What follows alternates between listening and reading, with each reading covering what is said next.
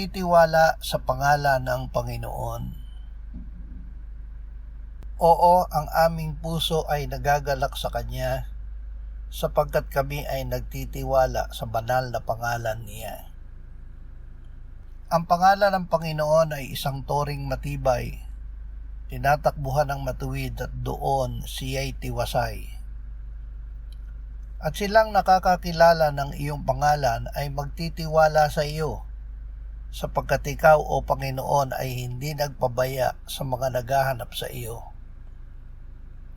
Puspusin nawa kayo ng Diyos ng pag-asa ng buong kagalakan at kapayapaan sa pananampalataya, upang kayo'y sumagana sa pag-asa sa pamamagitan ng kapangyarihan ng Espiritu Santo.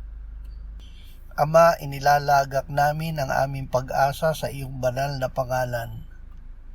Puspusin mo ang aming mga puso ng tunay na kagalakan habang nagtitiwala kami sa iyo at sa iyong mga pangako ngayong araw na ito. Nawa ay patatagin kami ng iyong kapayapaan sa bawat pangyayari. Amen.